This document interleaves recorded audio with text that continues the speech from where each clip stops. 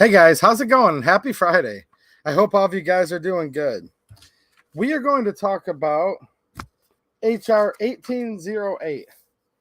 I sacrificed, let's see here, a third of a ream of paper just so you guys can see this. This is the so-called assault weapons ban of 2021, but it's being introduced right now to the floor of the House with a favorable vote from the committee. And that's what I just did a video on the other day. We'll talk about this. Also, another one to keep track of that isn't quite getting as much news or whatever. Well, let's face it, the news. The news doesn't talk about any of this stuff. All we literally have is each other to spread the word and to make sure that this stuff does not go through, that we don't become a police state like Victoria Spart said. Man, that was an awesome little speech or comment or whatever that she was giving there in the House. I hope you guys all saw that. I put that in one of my most recent YouTube videos because I was like, man, this lady gets it. Comes from the former USSR when Ukraine was part of the Soviet Union. Moves to America 22 years ago, and she's like, come on, people, a police state. Like, I know what a police state is. She knew what it was like living under communism. And I think, here's the thing, a lot of people said, too bad she's the only one that gets it. And I see where you say that, because that's my first inclination too. No, unfortunately, I think it's a bit worse than that. I think many people in Congress do get it. And they do know exactly what it takes to make a police state. And that's why they're doing what they're doing. See, we look at the book 1984 as a stark warning that we could never, ever let America get like that. I don't think a lot of them look at that as a warning anymore. They look at it like it's an owner's manual. And I think a lot of these people in the Congress and in the office of the former vice president, by the way, I'm going to get this stream going right now. So if anyone needs to get out of here because they can't take it, they can leave right now. Let's go, Brandon. The former vice president, the most popular and the most fortified of all time in the United States Senate and the House of Representatives. What do you guys think? Am I the only one starting to think this way? I've been thinking this way a long time, actually. I don't think it's that they don't get it. I think they do get it. And it appears they're trying to make us a police state as fast as possible. HR 2814, the news doesn't talk about none of this. It's just regular people like you and me that are going to have to do the legwork. This is going to repeal the Protection of Lawful Commerce in Arms Act. Now, whereas 1808 is this thick. Okay, look at that. This thick. This one is actually just 2 pages long. Now, it might look at first glance like it's cute and short, but it's actually not, because if they repeal the Protection of Lawful Commerce and Arms Act, goodbye. No more gun companies in the United States, like literally. So we'll talk about this just a little bit here. And we've had some things that are kind of, I guess you could say, good news. We see the Bruin case continuing to infiltrate down throughout all these different jurisdictions. We saw California come out again just 2 days ago with a memo through the LAPD saying, now with the Bruin case, we're going to tell officers not to arrest people, investigate, confiscate. Again, although they told them all that in 2019, either A, they've been still ignoring that mandate the whole time, so they needed to be told another time, or, and this is kind of how I'm looking at it, not living in California, I'm just looking at it like how these types of systems work, right?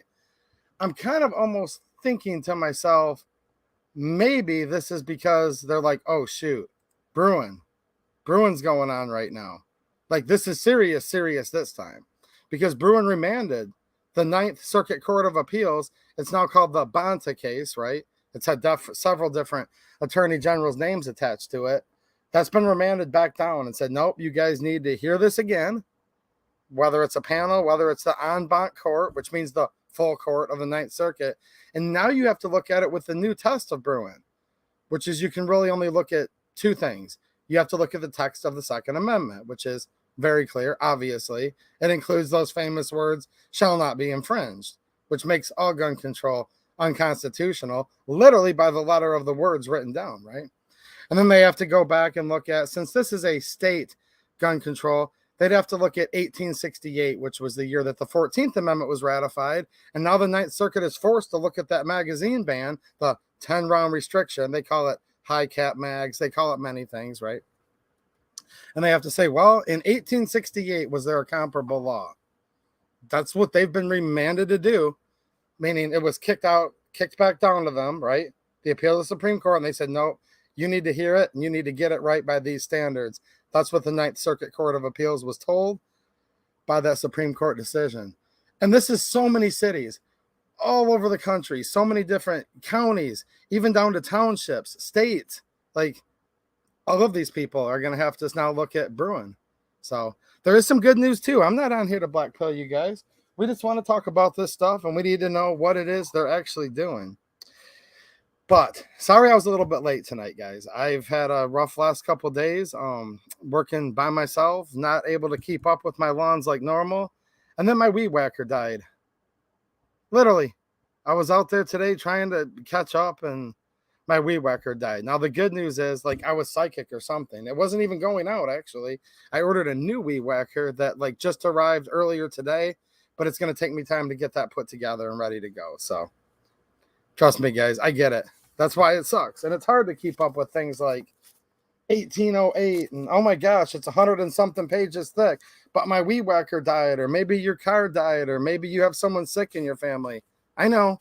And that's what makes it even more absurd, that they just keep piling this stuff on top of us, dogpiling us, knowing that the average American, wants America and does believe in things like the Bill of Rights, but is just either too darn busy, too darn worn out, just tired of all of it. It's called the war of attrition, and that's what they're trying to do, and they just keep doing it and doing it and doing it. But I'd like us to do the same thing back to them. Because, see, there's a lot more of us than them. And although this 1808 exempts literally the government, making it where there's even less parity between we the people and the government, trying to make the government just as ominous as the British Empire must have looked to the colonists. Just think about that. Talk about ominous military superpowers. And they did. They kept on being more and more overbearing. The King of England, right? To the colonists. They said, just leave us the heck alone. All we want to do is be left alone. And I know that's what you guys are thinking to yourselves right now. You're probably typing in the chat, I just want to be left alone. Well, yeah, obviously. But sometimes that's not enough. Because the colonists just couldn't keep saying they wanted left alone. They literally declared their independence from the British Empire and formed this new country. And while it's great to say I want to be left alone, if what you mean by that, or maybe some of your friends that say that, if what they mean by that is just sitting back and doing nothing, well, that's totally different. You can want to be left alone and realize you still have to fight like hell so that this can never, ever, ever become a communist country. And I see so many people, and I don't know what they mean by that. But I hope you guys can help me out in the chat tonight. Throw it in there. I can't keep track of all of the chat in real time live because there's more of you than me, but I go back and I read all of these every week. When we say that we want to be left alone, does that mean we just sit there and go in the corner and don't do anything? And don't even think about this? See, we talk about things that happened back in, that was declared in July 4th, 1776. We have 1775, over a year earlier. Lexington and Concord. The shot heard around the world because the British were coming to confiscate their guns. That's what happened. Paul Revere, the redcoats are coming. He didn't say the British are coming because he actually was considered a British subject himself at that time. Think about that. This was pre-Declaration of Independence. He said the redcoats are coming, and that's because they were coming for their magazine, which is where the local town folk, the militia, the We the People's militia of that time, would store their munitions and store their gunpowder and things like that. They were coming to raid those because they weren't sure they were going to keep being able to keep putting the boot of their neck harder on the colonists. They were getting suspicious the colonists were going to fight back. So they went there to raid, and they went there to take their guns. Right? No, they just wanted to be left alone, though. They left the King of Great Britain to escape persecutions. Religious persecutions, freedom of speech persecutions, freedom of the press. That's why all of those things were specifically enumerated and the Bill of Rights. Due process, a trial by a jury of your peers. That's what they wanted. So what do we mean today when we say we just want to be left alone? Because that's all the colonists wanted too. Well, for me, what it means is this. The government is very, very rarely going to be the solution to anything. Probably virtually never. The government's the problem. And every single time, people keep going to the government saying, if we elect this person, if we elect that person, that's going to change something. That's going to make it better. But they don't worry about primaries. They don't worry about grassroots. They don't worry about talking to people in their community. Just leave me alone. I just want to be free and be left alone. Does that mean you don't even bother to see if there's anything you can do to make a change in your community, in your state, in your country? Because the way it's been going for a long time now isn't really working out very well for us, if you guys think about it. Where people kind of sit back and they're busy. And I get it. We're all really, really busy. And so am I. I had a key piece of equipment I needed to do my job today go down on me, and it put me behind. But we still have to try to find just a little bit of time to keep up with this stuff. Because if you don't, what happens is you go there in November and there's this coin. Now, this is a beautiful coin. This is a Mexican Libertad given to me by my friend Bantalk. If you're watching, thank you, man. Now, I might want to make fun of this coin particularly, but it represents what I'm talking about. This coin represents despotism. It represents tyranny. And on one side of it is a Democrat, and on the other side of it's a Republican. And then you go there to the polls and you just see where, oh, who am I going to vote for today? Who's least worst? Well, the Democrats that's running says they're going to take all my guns right now. So that's out. And then you plug your nose or you whatever, or you can't take plugging your nose anymore because you're squeezing your nose so much. It's like hurt. So you're like, I can't do that. So maybe you just don't vote at all. I know this sounds familiar to a lot of you guys, and it's really, really frustrating. So you're like, well, the Republican, this side of the coin. Remember, this whole coin is tyranny and despotism. And you sit there and you say, well, I guess I'll vote for the guy that he didn't say he'd take all the guns, but maybe he'll only give away, like, I don't know, if the Democrats have 10 anti-gun bills, maybe this Republican will sign on to like 2 or 3 of them. It's true. Just think about it. Now, some people say, well, the Republicans will never. Well, we should know that's not true. Ronald Reagan, the greatest president of all time, so many Republicans say, he signed the Firearms Owners Protection Act with the Poison Pill Hughes Amendment in it to ban machine guns, making it virtually impossible for us to ever have parity with our military. A well-regulated militia being necessary to the security of a free state. The right of the people to keep and bear arms shall not be infringed. The right of the people to keep and bear arms shall not be infringed is the what? The why is a well-regulated militia being necessary to the security of a free state. That's what the Founding Fathers said. The Founding Fathers wanted the militia. They wanted we, the people, to be more well-armed, more regulated, meaning not gun regulations like we want to ban something. That's the new version of what regulated means. No. Regulated back then, well-disciplined, well-trained, at the ready, otherwise a force to be reckoned with. Well, how the heck are we going to be a well-regulated militia when machine guns are banned in every single local, all the way up to state, all the way up to federal agency, not to mention the National Guard and the United States military, all have what's considered to be machine guns. But we can't have that because of a Republican. Just think about that for a minute. Now we have a current former vice president that's a Democrat that gets up there and who knows what he's actually saying, right? He gets up there 1 minute and says, I'll lead an effective strategy to mobilize stupid national pressure. Well, he says that. Let's go, Brandon. And then he says, well, yeah, I'm going to take the guns if it's an assault weapon. And he said that when he was running, literally. Now, the one that ran against him said, I like take them quick. That's what Trump said. Take the guns first, then due process. Really? So the one wants to violate the Second Amendment. The other one wants to violate the Second Amendment, the 4th, 5th, the 9th, 10th, the 14th Amendment, and others, actually. Don't get me wrong. Brandon also wants to violate all those too. He supports red flags too. Think about this. The last president we had started this whole red flag thing. That's when it got national popularity. He was a Republican. Okay. The current former vice president comes in and he supports red flag laws too. So the way I look at it, and good thing this is in a protective case here because I did just drop it. You could just flip this coin around right now in a lot of cases. Blindfold yourself, stand on one foot, dunk your head underwater, come up and just say heads or tails. And that's a really, really frustrating situation. And I don't want to keep being frustrated. And I know you guys don't want to either. There has to be an answer to this. And I'm not going to sit there and try to come up with a 1,000-point checklist of everything how, but I do know the big picture to it. And no matter how much I keep thinking about this, the government's the problem. They're not the answer. The only possible solution and answer to this is all of you guys. Literally. That this government would only be able to operate with consent of the governed. That's the framework. That's the Declaration of Independence. And when the government was against the people, when it was against life, liberty, and the pursuit of happiness. Think about that. All men are created equal, and they are endowed by their Creator with certain unalienable rights. And among these are life, liberty, and the pursuit of happiness. One of the most beautiful things that's ever been written down in any government paperwork. That's what this country started with, and that's what you want today, don't you?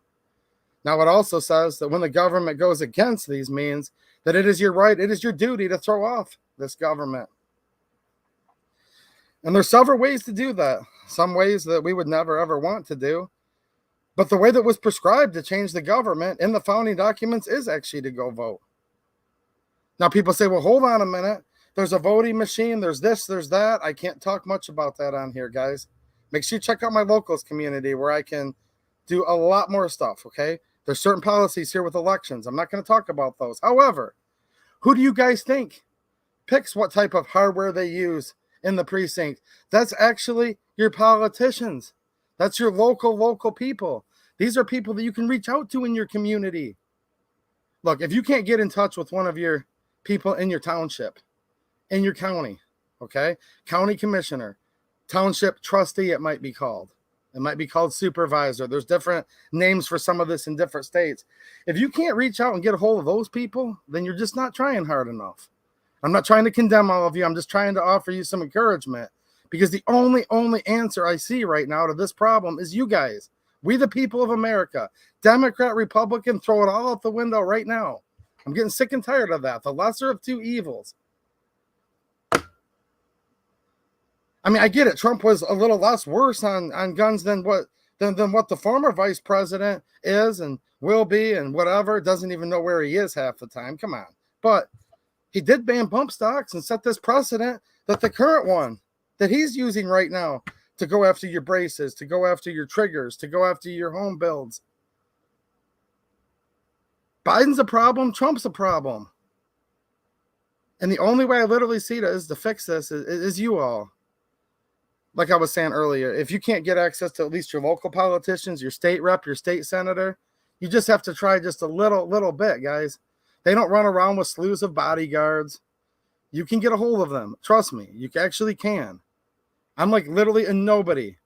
My family doesn't have money. They're not campaign donors. None of that. If my family's donated to a political campaign, they might have like $20 or $50 once or twice. I don't even know if they have that. We're too busy worried about watching a grocery cart full of food that used to be $100. Then it was $200. Now it's $400 to have time to bribe politicians or whatever you want to call it. No, you don't have to be a political donor. You don't have to own a large business. You can just literally go there yourself and say, well, let's see what's going on. Let's see how this person's voting at my township hall, at my county level, at my state level. I know in Lansing, Michigan, you can walk right there into the Capitol when they're voting. Okay? And there's a big digital board for your convenience, and it shows all the yays and nays. You know what I'm saying? It shows all the yays and nays, and you can literally say, representative, as they're walking out when they're adjourning their vote. Why did you just vote yes to come after in Michigan to be Article 1, Section 6? Or you can just say the Second Amendment because every state level official knows what that is. That's the supreme law of the land, the United States Constitution as amended. You can say, why'd you just vote against the Second Amendment? I see it right here. Take a picture of their vote. Write it down. Screenshot it. Whatever you have to do. and then go home and start telling all your friends, because that's what the colonists did. Remember, Paul Revere ran around and said the British are coming, right? The redcoats are coming. See, I slipped up because my whole life they kept on saying the British are coming. He probably said redcoats. Paul Revere ran around and said the redcoats are coming, and he was telling all of his family and his friends.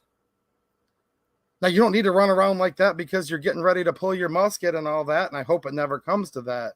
Although 50% of the people in the United States in recent polling do think that we're going to have a civil war like that someday. I hope that's not true. And I hope those people are wrong. But when you see somebody at all levels of government messing up, that's when you run around and tell everybody. That's not only your right. See, you have rights, and you don't have to exercise those rights. You actually don't. But then you actually have duties, right? And it says right here in the Declaration of Independence, when a long train of abuses and usurpations, pursuing invariably the same object, evinces a design to reduce them under absolute despotism, it is their right, it is their duty to throw off such government.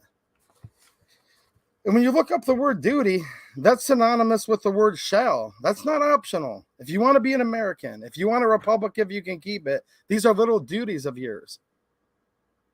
And the way you throw off this tyrannical government is you got to get in there. You got to be boots on the ground. You have to get in there and look at things like primaries. You have to go to your local gatherings. Do you think the colonists, would we even be here right now in these United States of America if the colonists didn't have gatherings and didn't talk to each other about a government that would suit their needs? I hope a lot of you guys are doing that. Please give me some encouragement in the chat and tell me you are. I mean, don't lie to me, but tell me you are, because it's true, because I need you guys, and you guys need each other right now. And you should be running around talking to people. You should be running around vetting each candidate very, very importantly. I mean, we have an election coming on right now in Michigan in 13 days or so from now, 14 days for the primary. Look, I'm probably the most boring YouTuber ever. I just said with enthusiasm, the primary election's coming in 2 weeks. Do you know how exciting that is? That's when you can actually find 5-6 people on the ballot just within the Republican Party alone or the Democrat Party alone. There might be a good one out of those 5 or 6 that are running for a local seat or for governor. I get really excited when there's actually somebody decent that actually has their name there that I can fill in, that I can try to send to my county, my township, my state, to Washington, D.C. I mean, how could you not get excited about that? A government that actually lets you pick who you feel is going to protect your natural liberties, your God-given rights. But a lot of people don't do that. And I am going to talk about HR2814, but before I talked about it, I wanted to talk about the issues. Yeah, mostly the Democrats are going to vote for this, and most of the Republicans are going to vote against it, but I don't know that they're doing that because all Republicans are pro-gun or pro-2A and all Democrats are anti. No, they're doing it because they're pandering and they make all these deals behind the scenes. Sure, a bunch of Republicans can vote no against this to look good, even though they know it's going to pass anyways. But I saw something interesting happen in the United States Senate just a few weeks ago, and I talked about this on my channel. And again, the last thing I want to do is fearmonger you guys. Really, I'm talking about these HR bills right now, but I'm really not talking about them at all. We need to get our butts in gear and turn this country around and do something for once, you know? That's really what I hope you guys take away from this stream tonight. Yes, 1808. It's very draconian. It's going to ban virtually all semi-automatics and even more than that, okay? HR2814 will probably, pretty obviously, get rid of the gun industry completely, or as we know it in the United States.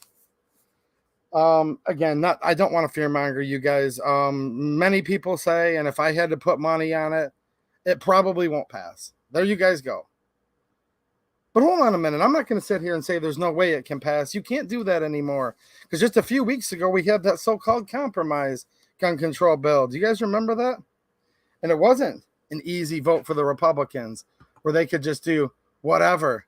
And then all of a sudden, it's called they protect them. They say, look, you guys are running a tough race, so you can vote no on this because it's still going to pass anyways, wink, wink.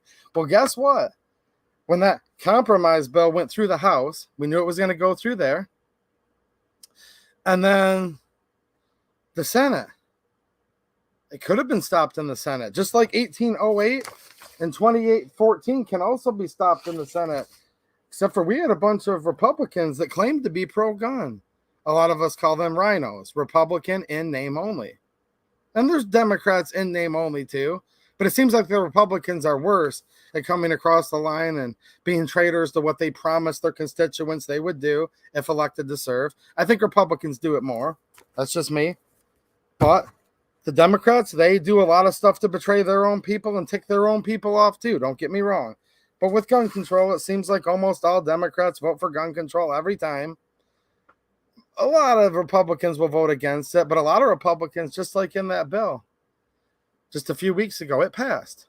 And that's no longer a bill anymore. That's now law.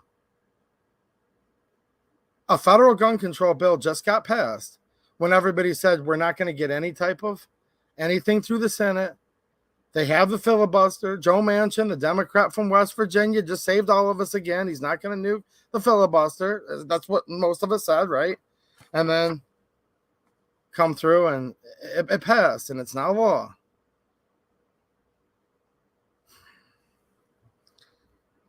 Will 1808 pass? This is what they call an assault weapons ban. And let me say this, because some people watch videos and don't read the titles.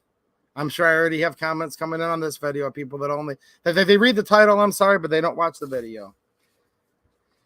I'm using the word assault weapons because that's literally the word that's used, okay, to regulate assault weapons. That's the word they're using. That's what the bill's called, okay? No, do I believe these are assault weapons? No, assault weapons is actually a made-up terminology and doesn't actually really exist. I mean, they're trying to make it mainstream. It might be a bona fide word in the dictionary now, but trust me, the whole word was invented by, we'll just say it the other side, the people that want to take your guns to make it sound scary. Assault weapon doesn't exist. What they're referring to is your Ruger 1022. They're referring to your AR-15, your AK variant. They're actually referring to many and in some of your cases, most of your shotguns. They're talking about your Glock 19 pistol. That's what they're talking about. The most common firearms that are used right now for just anything you can think of. For people who are going to protect their country and their home from foreign invaders or from domestic tyrannical governments. For the people that are protecting themselves in their daily travels around town from a mugger, from different types of assaults, things like that. Yeah, those are the firearms that they're wanting to ban with this bill. They're calling it the assault weapons bill, okay? That's literally what it's called. I do not consider them called that, but if you're going to speak intelligently about a topic, I'm not going to apologize for referring to it by its proper name, okay? I know some people in the gun community on YouTube get mad if you call something by its proper name. We're talking about legislation right now, guys. I'm not here to further any of their narratives. When the legislation says assault weapons in the title of it, that's the only reason I'm using that wording. Hopefully you guys understand. I'm just trying to accurately portray it. And I don't believe that's what any of these really are because I don't even think that exists. Now, I just saw somebody earlier saying, yeah, you should probably scare some of these people that they're coming for our guns so people will get up and get going. I don't know. I just try to be honest with you guys. And I honestly see that there's major problems right now in this government. Like clearly, obviously. And I think our only answer is the American people. That's it. And that's not me being profound. I didn't invent that thought. I'm actually just being barely smart enough to go back and look at what the Founding Fathers said. And the Founding Fathers said this was about the American people. That's what this country was literally founded on. And if we want this country to remain about the American people and not a few select people that get to sit high up on a hill and look down on you and make stuff that'll ban all your common firearms, they're all exempted. The government exempts themselves. You guys need to start acting like this is your country. And you need to let these people know you're a public servant. You're here to serve me. You're here to protect my natural rights that were endowed by my creator. And if you're not doing it, you're unacceptable and you're getting fired. Vote them out. Now, it's up to you how you particularly talk to them, but I'll tell you what, actions speak a lot louder than words. What always amazes me is this. They say there's 100 million gun owners in this country. If 100 million people got together and just said, you know what? Our line in the sand is this, and they actually went to the polls and went to the primaries and got the right people in office that would actually act as public servants, none of this stuff would ever even have a chance of getting drafted, let alone going to a committee, let alone going to a floor vote, let alone going to this so-called compromise. Again, I'm using this word compromise. I'm trying to throw the air quotes in there when I can. There's no compromise. That wasn't a compromise in the United States Senate. No, it was called gun control. So here's what they're going to tell you a compromise is, okay? And I saw Clover just out of the corner of my eye. There you go. I'm going to throw Clovers up here. Look, it's not a compromise. A compromise would literally be this, okay? And I don't think we should compromise any of our natural rights at all. There is no compromise. Shall not be infringed is pretty darn clear. But if you were to compromise, a hypothetical here, a compromise would be, all right, you guys want to pass this red flag and make more different prohibited people. Look, I'm not advocating for this, guys. I'm just giving you an example of what would theoretically be a compromise. One more time, there's no compromising of our natural rights. To even use that word is ridiculous. But if you were to humor and go down that trail, all right, but we're going to remove silencers, mufflers, moderators. We often call them suppressors, but that's what they're called in the National Firearms Act. We're going to remove silencers, moderators, and mufflers, and short-barreled rifles and short-barreled shotguns. We remove those from the NFA, and then you can slam these 3 or 4 things on us. Well, I don't want any of that. I just want to repeal the NFA, period, repeal all gun control, and not add any new ones. But that would actually technically, by definition, be a compromise. No, here's what they say a compromise is. And it's an insult. It's an insult to your intelligence. And I think there's nothing wrong with calling. You can be polite, whatever. But you can very politely call people like Senator Cornyn. If you live in the great state of Texas, right, Clover? And you've told me a number of times you knew he wasn't what a lot of people thought he was on guns. I don't want to put words in your mouth, but I believe that's fair to paraphrase you. You're like, dude, Cornyn isn't what a lot of people think he is. Okay. And you guys should be following him as close as you can in Texas. I'm trying to follow Stabenow Peters in Michigan, and they're both real beauties. But no, here's what they tell you, and this is insulting, and you should call up these people and say, you know what, that's an insult to my intelligence. Because believing that you actually compromised, that's requiring the listener to be dumber than the speaker. And I don't think you're smart at all. And I don't appreciate you assuming that I'm even dumber than that. Because that's how low your intellect would have to be to believe them. Because they tell you compromise means we want to ban all guns. That's what they'll come in and say, right? The far left, the other side. It's hard to even know what to call people anymore. I just know that they're not doing what the American people want them to do. But they say, we want to ban every gun there is. And Mitch McConnell comes in and says, whoa, slow down, Democrats. I have a lot of campaign fundraising to do. All these GOP senators have a lot of fundraising to do on the Second Amendment here. We can't ban them all at once. And then actually, here's the crazy part. Schumer in these back rooms, they'll say, actually, you're right. We have a lot of fundraising to do too. Because the one side fundraises, I will save your Second Amendment. The other side says, I will take every gun there is. And both of them make tons of money in fundraising on that. So secretly, the Democrats don't want to ban them all right now either. Did you guys know that? Oh, they're going to say they do, knowing that in that backroom deal they made, Mitch is like, don't worry, Schumer. I know you don't want to ban them all right now either, because then you won't be able to campaign on that. And then Mitch says, but if you ban too many, I can't re-campaign. Now, they're talking for their whole caucus. You're looking at Democrats, and there's a couple independents that caucus. People say, but hold on to EDU. We do not have 50 Democrats. We have 2 independents. Look, Angus, right? Angus King in Maine. I know who these people are. Bernie Sanders of Vermont. They caucus with the Democrats. Semantics, pedantics, they're Democrats. Okay, so Schumer's like, all right. I'm going to protect all mine so they can fundraise on, they can re-campaign on, I'm going to take every gun. And then Mitch says, well, I want my people to campaign on, we're going to protect the Second Amendment. Okay. Then they do all that. And then Schumer says, all right, time to pay the piper, Mitch. I allowed you to look good. I allowed you guys to fundraise this long. Now you're going to have to compromise with me. We're going to come out publicly and say, let's ban these 3,700 things, okay?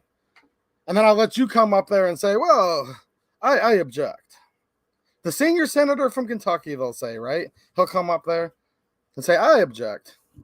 I think. I mean, look, think about this. The former vice president comes on there. I'll lead an effective strategy to mobilize Cuban and national pressure.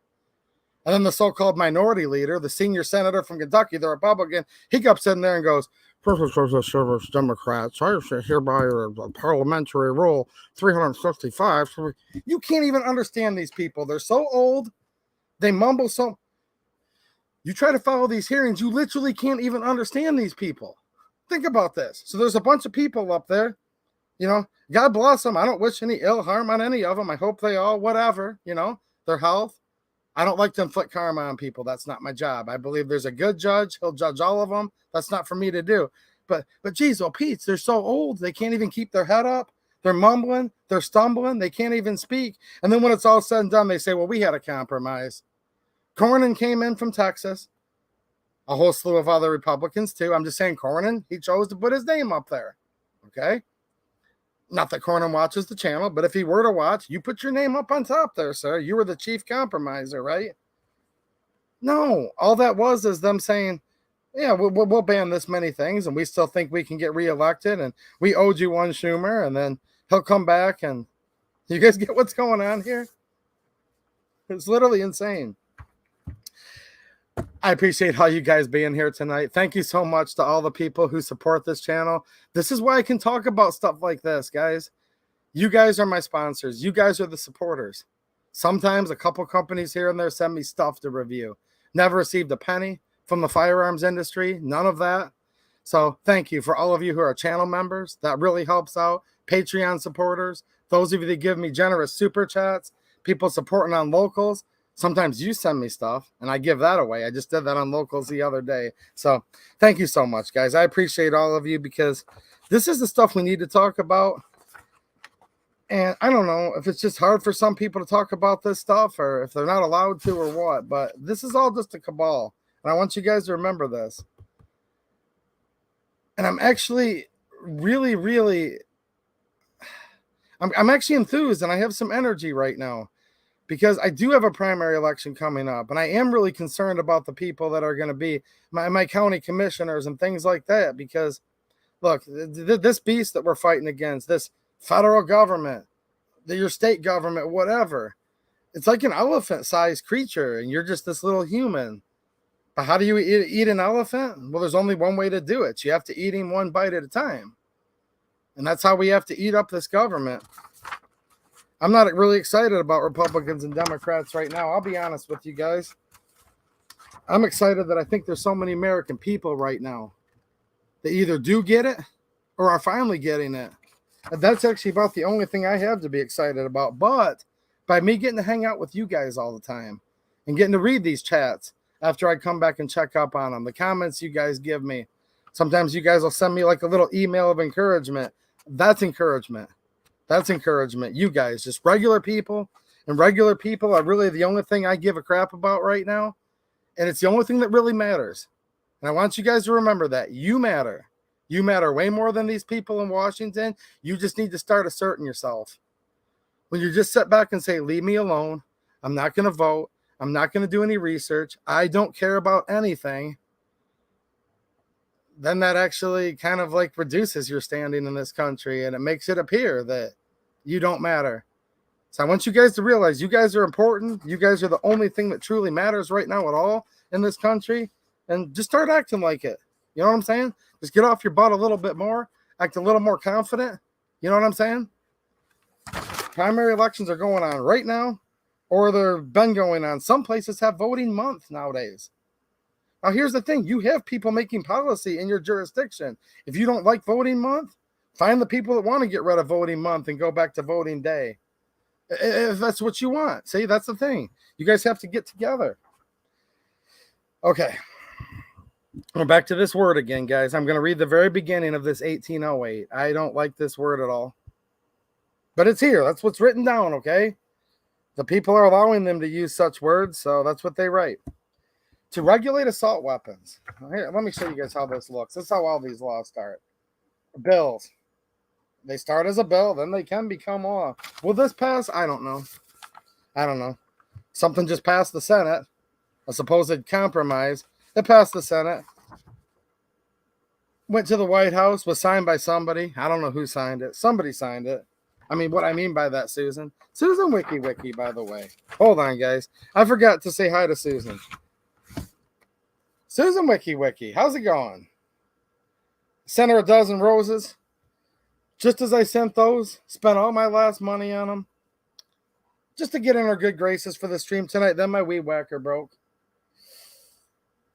I think she jinxed me and made my weed whacker. Darling, we used to be friends. Now my weed whacker's broken after I sent her a dozen roses. Look. Susan, I don't know. I'm just saying I wasn't physically there to see, but somebody signed it. Somebody signed that bill that John Cornyn and the Republicans supported. It became law. So this isn't going to become law, guys, unless, of course, a bunch of Republicans that claim they're pro-gun come over and they come out with a compromise. So there you go. That's your answer. Everyone asked me, will it pass? No, unless what happened the last time a gun control bill passed just a month ago happens. Then it will. So my first answer is no, unless or until. A bill to regulate assault weapons to ensure that the right to keep and bear arms is not unlimited and for other purposes. Now, if you don't think they're coming after you right now, if you don't think this is a throat punch, if you don't think this is a KO, wake up. I know it's late at night. And look, if you guys just need to go to sleep because you got up at 5 a.m., you've been working all day. I love working people. I work hard. I work with my hands. You guys can go to sleep just because you've worked so darn hard today. But other than that, wake up, guys. Hold on a minute. Wait a minute here. Can you believe this? This is the federal government is now brazen enough to put this writing right in front of you. Okay, so hold on. The Second Amendment, which is an amendment to the United States Constitution. And the United States Constitution is the supreme law of the land. Is. Not, I think, maybe. Okay. A well-regulated militia being necessary to the security of a free state. So if you're trying to undermine that, that would mean you don't want us to be free. You probably want a police state, like Congressman Victoria Spartz said. And I took that clip. Go back and watch that video if you guys didn't see it. Trust me, I promise you, I'll give you your money back that you're going to spend watching that video. Right? Mateo will send you a full refund for everything you spent to watch that free video. It's a hook, guys. You're not getting any money back because it's free to watch. It's free to watch. Go watch that video I put up. It's got like 4 minutes of this Victoria Spartz literally going off talking about a police state. It's awesome. So hold on a minute. The second half. We know why. Being necessary to the security of a free state. They don't want that. They don't want us to be free. Victoria Spartz says they're trying to make us a police state. And I agree. Okay. Then the what? The right of the people to keep and bear arms shall not be infringed. One of the most blunt, forward to the point, no mixing around what it means, things you could ever say. Shall not be infringed means there is no limit on the right. You cannot limit it. If you were to sit there and try to encroach on the right to keep and bear arms, even an inch, that would be an inch too much. Well, hold on to AEDU, someone's thinking. A centimeter is a little smaller than an inch. What if it infringed a centimeter? Nope, that's still too much. Shall not be infringed. Okay, a millimeter. Nope, too much. A scintilla. Nope, that's still actually infinitely too much. Because if you have a 0 point, 100 decimal points, and then a real number at the end, that's actually still infinitely more than 0. They could say, like, you can keep some guns. The right of the people to keep some guns as deemed by the government shall be protected. They could have said that if they wanted to, but they didn't say that. Now, with what the Second Amendment actually says, what the actual intent was by the Founding Fathers, you can read all the historical documents, their debates, their notes, their letters. It's going to support what I'm saying here. Trust me. That's what they intended it to say. It wasn't because the guy got writer's block when he was writing it down. Okay? Thomas Jefferson, he wasn't really exactly known for writer's block. You know what I mean? No, he wrote down what was intended to be written down. And he used a very eloquent quill pen. He didn't run out of ink. The quill tip didn't break. He meant what he said what he meant, and it's proven by hundreds of documents. And now they're going to insult the American people so much right now. They think you're so feckless. They think you're so weak that they can actually, with what the Second Amendment says, to regulate assault weapons to ensure that the right to keep and bear arms is not unlimited and for other purposes. This isn't, look, this is just as clear cut as what Jefferson wrote. They're literally telling you right to your face, we are going to ensure that this right is not unlimited. Well, that's a cute way to word it. Not unlimited. It's a double negative. Double negatives actually means a positive. So literally, not unlimited means limited. To ensure that the right to keep and bear arms is limited. I think that's a very fair way to read not unlimited. And for other purposes. Okay. You know what? I'll go through some of this stuff in here, but I think a lot of channels have been going over the stuff. I just wanted to make it clear what the real problem is here right now, is they don't understand their job. They don't understand what the Second Amendment says, or they do understand it. And they just consider all of you all and me and all the other people so feckless and so weak that they can just laugh right in our face and spit on us. What do you guys think it is? Do you think it's that they just don't understand what it means? I mean, most of these people have law degrees of Harvard, of Yale, of Princeton. Most of these people are millionaires, even some of them billionaires. Do you think they couldn't afford a private tutor to come? I mean, because a third grader could come to their house. I wouldn't let my child around almost any of these people. I'll tell you that much. I wouldn't, no. I don't think most of these people are safe to be around children. However, I digress. With about 10 of you guys all strapped and ready to go, you escort her in, form a circle around her, right? My beautiful baby girl. She could sit there and teach these people what the words of the founding document said, because they're literally that simple. So is there any of you out there still thinking right now that they just don't understand what shall not be infringed means? And they don't understand what it means to say the right to keep and bear arms is not unlimited. I don't know. It's possible. Now, but the former vice president doesn't even know who he is, okay? He doesn't even know who he is. Maybe in that case. Some of them, you know, Feinstein, some of these people are 90, almost 100 years old. So with those few exceptions, those ones, yeah, you're right. They can't even read anymore. They don't even know what they're doing, but they're making like some of the most important decisions to restrict your natural rights that there are. Keep that in mind. They don't know who they are, but they're going to, man, I don't know.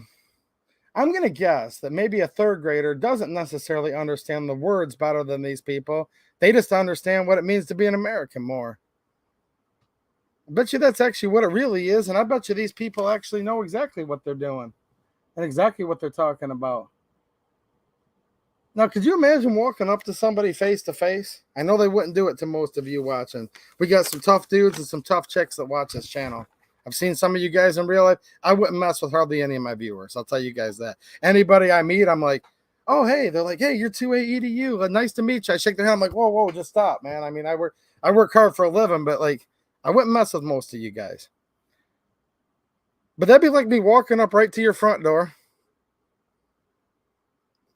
knocking on it. You open it up. I just drop trow, take a poop right there, start kicking it on it, smearing it on the wall, spitting on you.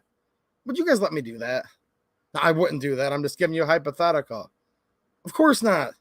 Of course not. I might not even ever live to come back and tell another tale about it on the stream.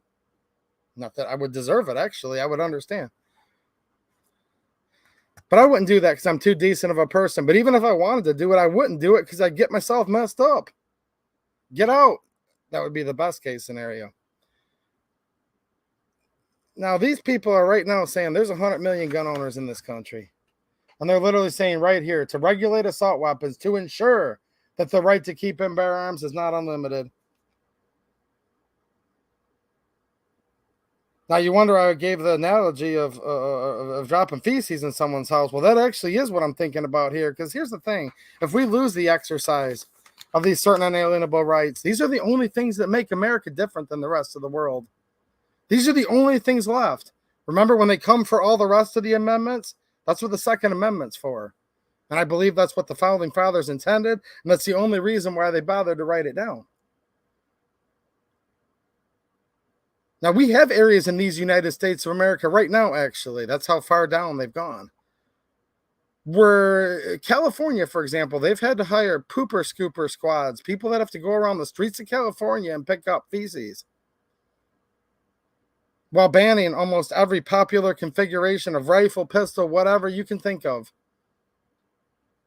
Some of or amongst the most strict gun control laws in this whole country. And there's people running around pooping in the streets. Then I think of Venezuela, which up until the 1970s, most people did keep and bear arms in Venezuela. They confiscated the guns. Now, here's the problem. If we lose this republic, it's going to take 1,000 years or more. Or maybe never. Maybe we don't know how long. Your children could have to live in 1,000 years of darkness, though. You ain't going to get it back in your lifetime. You can vote your way into communism, but you sure as heck can't vote your way out. Never have been able to. Never will be able to. Now, that's how long it takes to get it back if you lose it. Venezuela, they had guns until the late 70s. They confiscated them. And by the 1990s, with the false allure of socialism, right? They had one of the highest. It's in the top 2 or 3. Some people have said it was the highest per capita net worth in the whole world.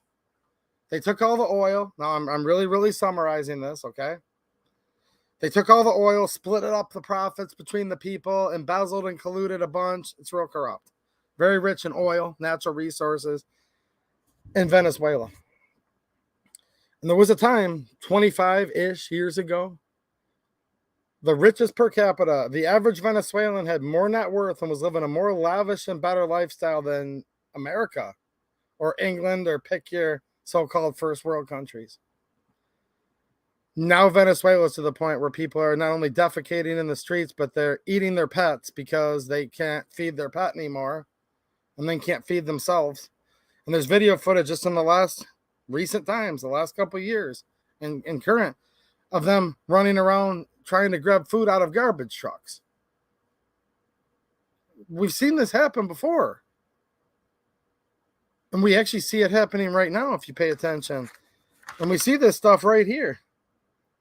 Look, the right to keep and bear arms shall not be infringed to protect the whole Bill of Rights. If it wasn't for the Bill of Rights, what would make us different from every other country in the world? Not a darn thing. And here's the problem. Just the Bill of Rights is actually just something with that really nice quill feather pen that I was talking about earlier, written on a very nice piece of parchment paper, preserved under about 3 foot of glass. But at the end of the day, that's just a piece of paper. The only reason we have a Bill of Rights, or had a Bill of Rights, is because of the people. And the only reason we even have them brazen enough to even write this is because the people have grown weak, the people have grown feckless, the people have gotten lazy, right? Be it enacted by the Senate and House of Representatives of the United States of America in Congress assembled. See, they know how to write all that. They know how to read what they wrote. This act may be cited as the assault weapons ban of 2021. Yeah, that's not a typo. It's the assault weapons ban of 2021 being put forth out of committee in 22. Definitions in general. Title 18, United States Code is amended by inserting after paragraph 29 the following. The term semi-automatic pistol means any repeating pistol that utilizes the portion of the energy of a firing cartridge to extract the fired cartridge case and chamber the next round, and requires a separate pull of the trigger to fire each cartridge. The term semi-automatic shotgun means a repeating shotgun that, and it basically is the same thing. Now, let's go a little bit further. The term semi-automatic assault weapon means any of the following, regardless of country of manufacture or caliber of ammunition accepted. There went the loopholes. See, I see this a lot in the gun community. Let me pause for a minute, and I'll keep reading a little bit of this. I'm not going to read all of it. I want to talk about more of the principles at stake here right now. I want to fire you guys up for some of your primaries and start seeing what your government's doing. Start going to these meetings. Start going to these different places and do something about it for once. All right. So they're talking about the term semi-automatic assault weapons mean any of the following. So any, regardless of country of manufacture or caliber. And everything people type in, and there might be people typing it right now. They're like, dude, why is this dude rambling on about very unimportant stuff about what it means to be an American? and how you guys right now are the only chance we have. People will come in and be like, I can't be bothered by this stupid crap. I just need to know one thing. And I guarantee there's been someone type it in this chat, or they will, or they're going to type it in my video, because I see this stuff every time. They say, but is there a grandfather clause? But this is only for stuff that I don't have, right? Yes, guys, there's a grandfather clause. And that's actually one of the worst things possible it could have. And I hope there's nobody watching here right now. But there's people all over YouTube comments saying, oh, there's a grandfather clause. Back to bed. Back to the video game. Back to the whatever. I'm good. I don't care. No, they put the grandfather clause in there because everyone's running around saying, from my cold, dead hands, this and that. Look, here's what they're going to do. There's a grandfather clause. That'll get so many people complacent enough to accept this, because it's the whole, not in my backyard, right? It's an old saying. It applies to a lot more than just guns, just not in my backyard. Oh, that sucks for them. And then you look out your back window, your grass is still green, your bushes are still trimmed nicely because you hired me to do it. So, of course, it looks really nice. That's what I do for a living, guys. So, since I was back there cutting your grass and trimming your hedges, of course it's perfect. And you're like, dude, my backyard looks perfect. My grass is green. Not too sunny, not too cloudy. Have a nice day. Meanwhile, like 3 doors down, it's on fire and there's a locust storm and everything's going bad and they're starving to death. And you're like, whatever, I'm fine. There's a lot of people like that. So they come in and the first thing they ask me is there a grandfather clause? And I say, yes, but. And they go, I'm not going to read the but. I'm good right now. That makes it more likely to pass because that's considered their compromise. See, that's how screwy these people are. They'll say, we are compromising with you. We're letting you keep the ones you already have. Well, there's more stipulations to that too. You can actually get in trouble if you don't store some of them you already have properly and other things. But I just wanted to warn people about that. This is a Pyrrhic victory. You know, you might win the battle on the grandfather clause to then ultimately make it cause you to lose the war. They can put this in place. They can make a grandfather clause. Then they can just come back for any reason and no reason at all. Write some executive order this. Pork barrel it in with some kind of omnibus spending bill where the filibuster can't affect it. And they could get rid of that grandfather clause very, very quickly. And we've seen it happen with things before. So regardless of the manufacturer, the country, okay, so here's the thing. Regardless of the caliber, regardless of the manufacturer, the country, we've had bans in the past. Oh, geez. Speaking of Republicans, George Bush, daddy, the older Bush, right? The one that was in the CIA, totally coincidentally, around the time that Kennedy got assassinated, during that time. I don't know why I thought of that. Just trying to give you guys a concept of what Bush I'm talking about, right? Okay. He put in an assault rifle ban of 1989, the Republican Bush did, taking after his mentor, the Republican Reagan. Okay. Reagan banned the machine guns. Bush said, but only foreign. And that's where we came up with that no more than 10 foreign parts. You can't get a purely correct, I don't know, Hungarian AK anymore from Hungary. That's 100% made in Hungary. That was because of the Republican Bush. They're done with that now. Doesn't matter the country. Okay. A semi-automatic rifle that has a magazine that is not a fixed magazine and does not have any one of the following: a pistol grip, a forward grip, a folding, telescoping, or detachable stock, or otherwise foldable or adjustable in any manner that operates to reduce the length, size, or any other dimension, or otherwise enhances the concealability of the weapon. This is like some of the basic framework of the 94 AWB. And here's the thing. Remind all the young people that just got into guns, or old people that just got into guns, when they say, we can't ever have an assault weapons ban. Look, we had one from 94 to 04. I can't be the only one here that owned guns through that and remembered it. This has happened before. Here's the problem. That one had a 10-year sunset provision. This one, I do not see that. Before, they would just say, like, no folding stock, no whatever. Here, they're going into great detail. I mean, look at how many words they used here to be insured. Because here's the thing, the gun community always has loved its loopholes. Okay. Well, do I have a loophole? Can I whatever? And as long as they can like just get a little bit of appeasement, most gun owners have always been fine with all this. They're all fine with it as long as they have a little loophole, a little wiggle room, if they can keep what they got. No, they're really. I'm going to read this one more time just so you can see how draconian this is. A folding, telescoping, or detachable stock, or is otherwise foldable or adjustable in any manner that operates to reduce the size, length, or any other dimension, or otherwise enhances the concealability of the weapon. They basically just said whatever the heck we want. Whenever it says any other reason or otherwise, those are outs. That just means they can fill in anything they want at any time. Okay. It continues. A grenade launcher. And that might not sound like much, but hold on a minute. My Yugo M5966 SKS has technically, that's considered a spigot grenade launcher on the end.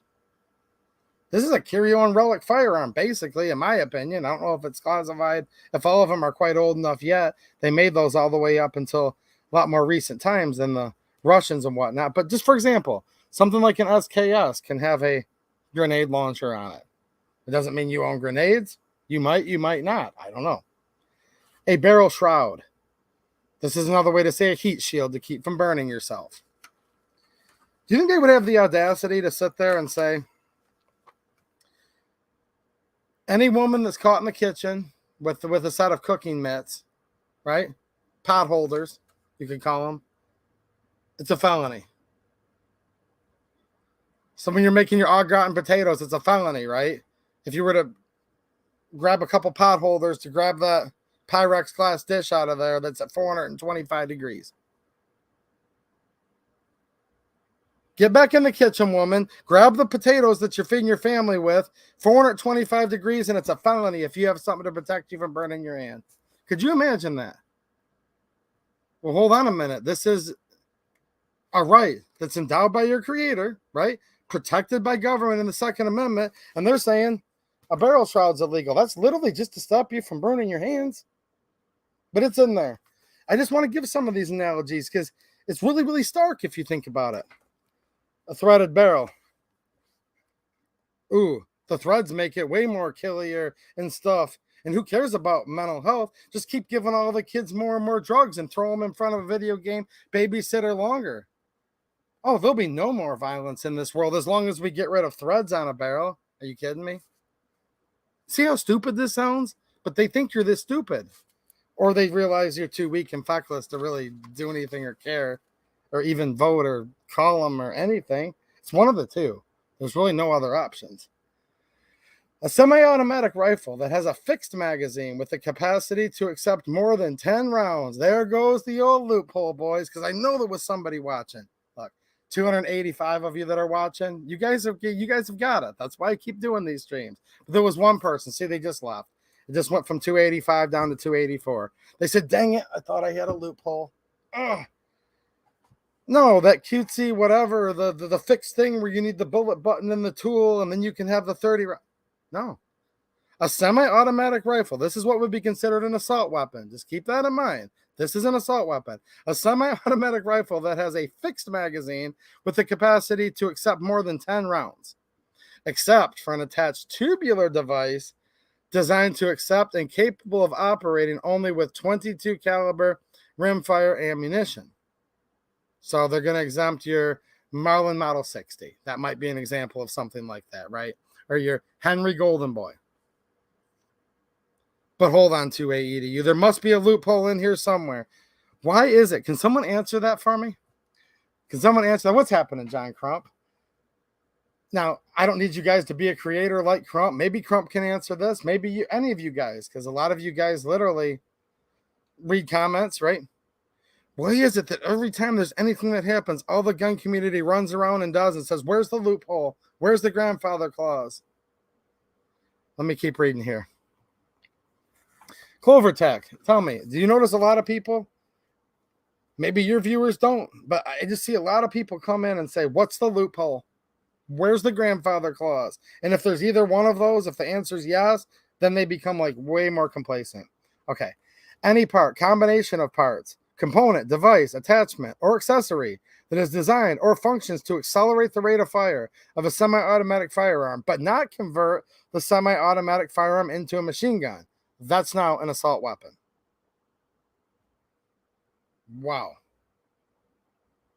I could think of a trigger job literally allowing you lightening your return spring. Over attack now, my audience is all fuzz. Thanks for the laugh. All right. Okay. A semi-automatic pistol that has a magazine that is not a fixed magazine and has any of the following: a threaded barrel. Ooh, there goes all those awesome dagger deals. A second pistol grip.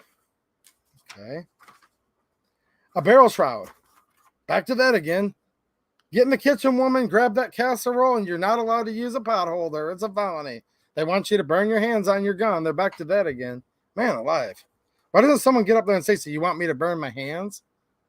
I thought I'm not subject to cruel and unusual punishment. That's whatever. They want you to burn your hands. The capacity to accept a detachable magazine at some location outside of the pistol grip. Ooh, there's a whole classification of firearms there. Like, boom, gone. A semi-automatic version of an automatic firearm. There goes all your Glocks and stuff. You guys are familiar with the Glock 18, right? Now, hold on a minute. It doesn't say here the way I'm reading it. Hold on. Has a magazine that is not a fixed magazine, and I don't think it doesn't even say here that part of the contingency is it has to have 10 rounds or more. Maybe I have to read this again. Not a lawyer, guys, but the way I'm reading this is just a semi-automatic version of an automatic firearm. Doesn't say how many rounds. Okay.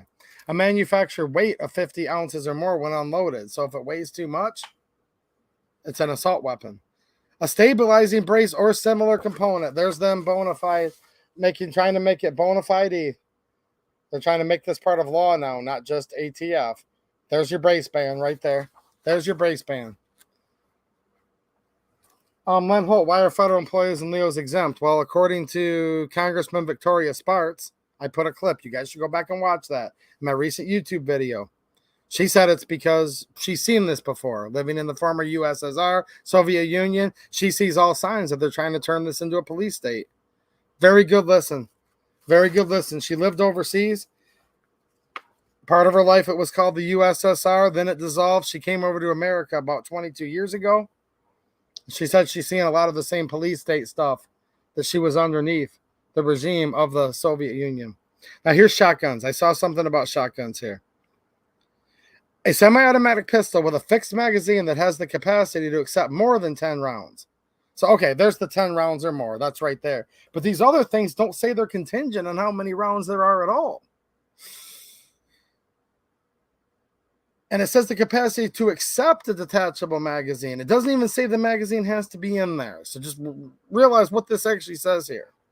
A lot of our older loopholes we used to have under the old assault weapons ban, they're getting rid of them in here. Okay. A semi-automatic shotgun that has the capacity to utilize a magazine that is not a fixed magazine.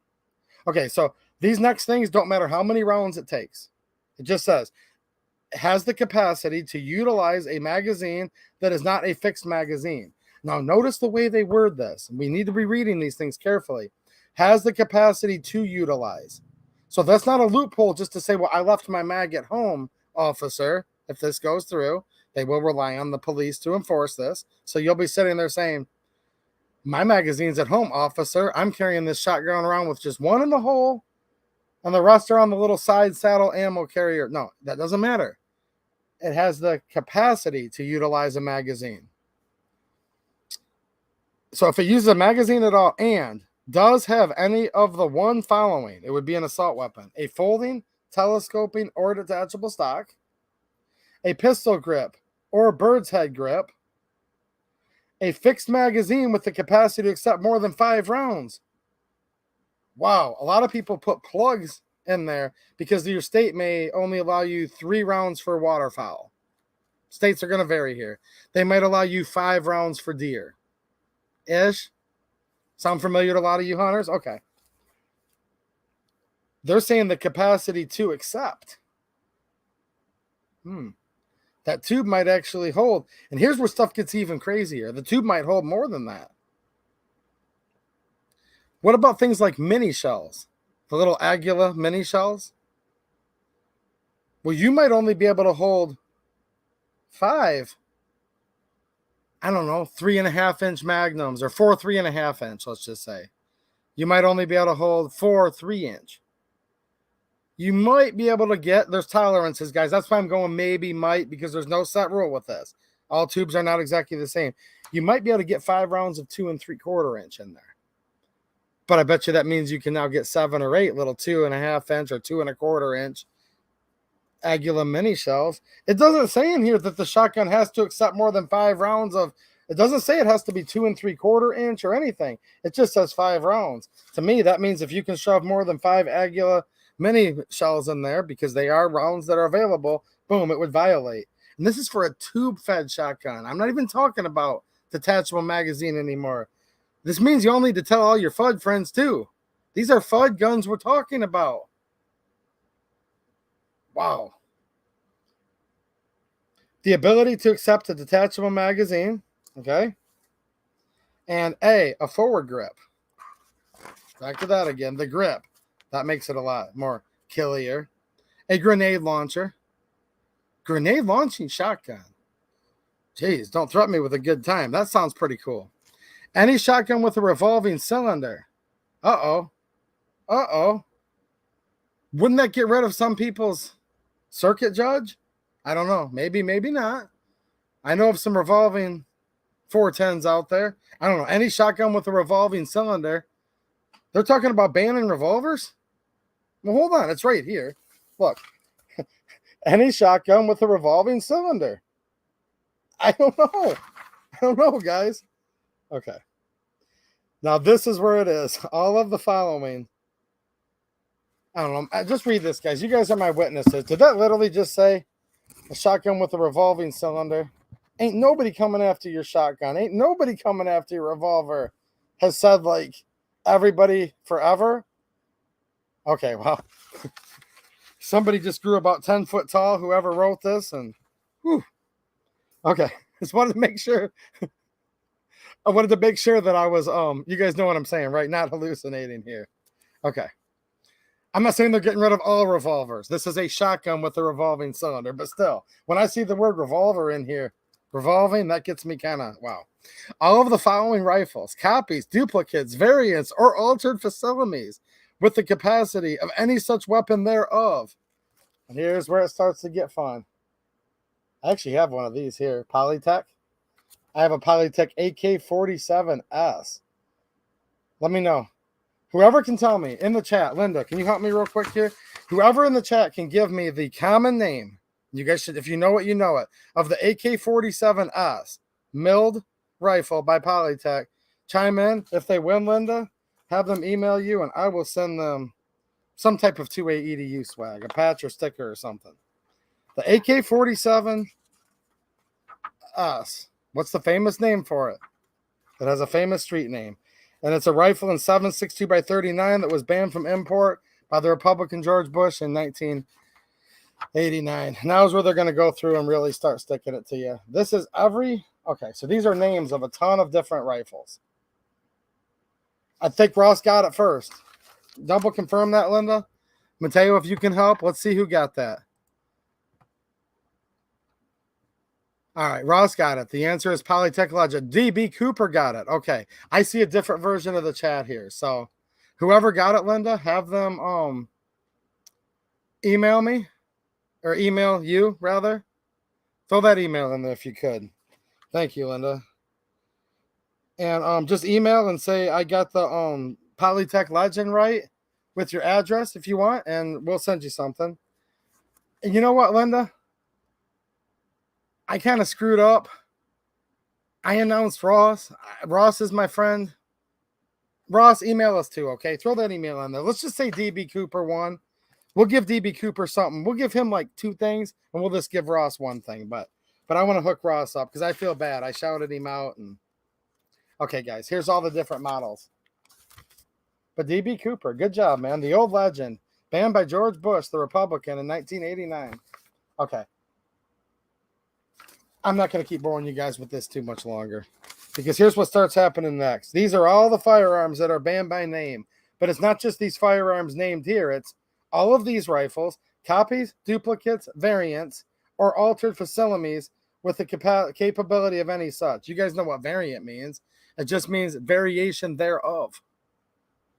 Okay? That's all that means. So you could have a PSA AK. Well, that would literally, I think by anyone's definition, that's still a variant of the AK, the AK-47. Yeah. Okay. Let's start flipping here. Ooh, Mahdi. They're talking about the Egyptian Mahdi AK. That's one you could get brought into the country, completely made in Egypt at the Mahdi factory. Steyr Arms did a small import of those. They were actually some of the very first AKs ever imported into the U.S. 100% Egyptian. All right. I'm getting past some of this here. Oh, there goes the Yugos. Man, they sure have a hard on for the AK in here. Wow. Up here, AR guys, don't be left out. Shout out to all the AR people. I'm a little more of an AK guy, okay? If it costs me a thumbs down, that's cool. But you know what? I like the AR a lot too. So you guys can give me a thumbs up right now. Helps the algorithm. It's called the algorithm on here. So if you guys don't mind, you can give me a thumbs up. It's totally free way to support the channel. Shout out to the AR guys. There's about 10 AKs here. The Bushmaster Carbon 15. So there you guys go.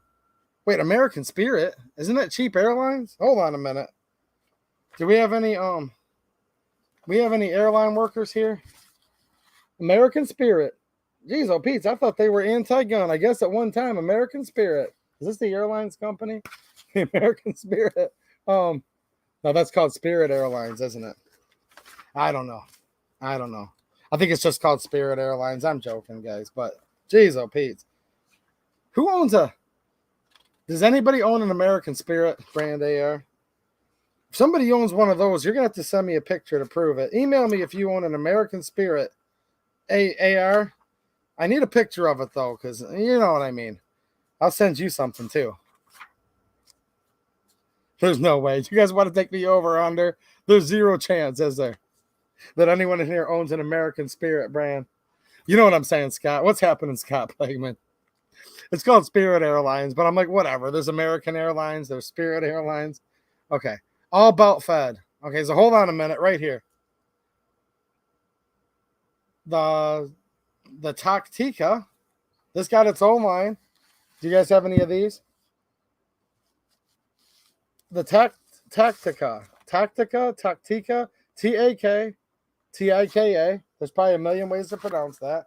The Tactica. Okay. The Street Sweeper. Wow. Okay. K. All belt-fed semi-automatic firearms, including the TNW, M2HB, and the FN, $24.95. Any combination of parts from which a firearm described in sub-paragraphs A through K can be assembled. Okay, that just said they ban parts kits. Is that what this says? You guys know what I'm talking about, a parts kit? Any combination of parts which are the firearm described in subparagraph A through K can be assembled. There goes your loophole. There goes another loophole, guys. All right. The frame or receiver of a rifle or shotgun described in subparagraph. That's another way to, well, there's no parts kit, so I guess no more boat anchors either. The term large capacity ammunition feeding device. A means a magazine, belt, drum, feed strip, or similar device, including any such device joined or coupled with another in any manner that has an overall capacity of, or that can be readily restored, changed, or converted to accept more than 10 rounds of ammunition. And does not include an attached tubular device designed to accept and capable of operating with only 22 caliber rimfire ammunition. So it looks like tube-fed, semi-auto, 22s. That's about it. Jeez. What do you think would have happened? Lexington and Concord, if the British had muskets, and the colonists were restricted to only a sharp stick. Well, actually, the colonists knew what was going to happen. They were going to lose. and they would have all died. That's why Paul Revere ran around and said the redcoats are coming, because the British were coming to confiscate. Just think about that. Is there enough FUDs left that only care about 22 that are going to agree to this? That's what I want to know. I know people watching here aren't going to agree with that, but okay. Now they're going to defy barrel shroud. I'm not going to read much more of this. I want to talk about HR2814 for a minute. But I know there's literally some people that subscribe to this channel because they were psychic and they knew that if they stuck around long enough. And all my streams have probably been completely useless and boring for 3 years now, but you knew one day if you stuck by. So this is for all of you guys. My longest viewers, by the way, shout out to them that I see in the chat here tonight, is going to be Mateo, Orion Fixer, and Matt Morrison. Literally have been watching this channel since before I was 2A EDU, and I think they were amongst the first 10 subscribers I ever had. So in all seriousness, shout out to you guys. And for the rest of you that just knew this would be coming, and you're only here for this, I will not disappoint you. We are going to read the definition of barrel shroud. Today, class, we are going to talk about the definition of a barrel shroud. Okay? The term barrel shroud, A, means a shroud that is attached to or partially or completely encircles the barrel of a firearm so that the shroud protects the user of the firearm from heat generated by the barrel. I told you guys, they're literally admitting it here. Ugh. I think I'm the psychic one. If you look back, like 20 minutes ago, I said, are they wanting you to burn themselves? There you go. They just told you. Just hold on a minute. Get back in the kitchen, woman. Grab that casserole. You're not allowed to use a pot holder, or that's at least 700 to 700 years in prison. Think about that, Linda. What would you do?